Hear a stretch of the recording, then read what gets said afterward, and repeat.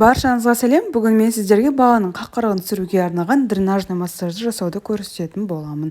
Міндетті түрде видеоны соңына дейін қараңыздар. Каналыма тіркеліп, қоңырау белгісін басуды ұмытпаңыздар. Ең алдымен массаж жасайтын бөлме температурасы жылы болу керек. Одан кейін баламызды ішпен валикке немесе жұмсақ жастыққа жатқызамыз. Видеода көргендеріңіздей омыртқа бөлігі мен жамбас бөлігіне жасамаймыз, тек кеуде бөлігіне жасаймыз. Ең алдымен міне осы видеода көріп тұрғандарыңыздай саусақтың көмегімен денесін қыздыратын боламыз баламыздың.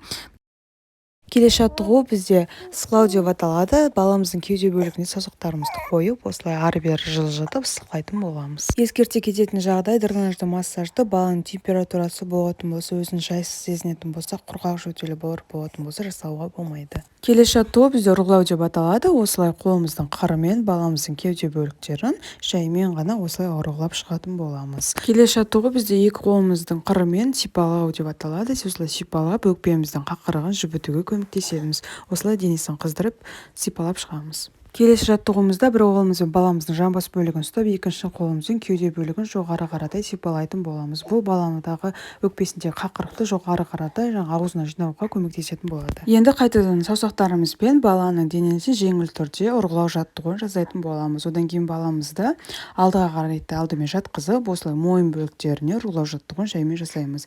Ескерте кететін жағдай, баланың жүрек қуыстарына бұл ұрғылау жаттығуын жасамаймыз. Одан кейін қолтығының астындағы қабырға бөліктеріне жасаймыз. Осылай ұрғылау жаттығуын, екінші қабырға бөліктеріне осылай ұрғылау жаттығуын жасаймыз. Бүйрек бөлігіне мүлдем түспейміз, тек қана қабырғаға ғана жасаймыз. Саусақтарымыздың көмегімен осылай екі жаққа қаратай бірінші жасаған жаттығуды қайталап жасаймыз. Содан кейін жоғары қаратай сипалайтын боламыз. Осылай жаттығуларымызды қайталап балаларға жасайтын боламыз. Жасау уақытысы 10 минут. Денесіне май немесе крем жағуға болады. Сіздермен бірге болған Жанат. Менің каналыма тіркеліп, қоңырау белгісін басуды ұмытпаңыздар.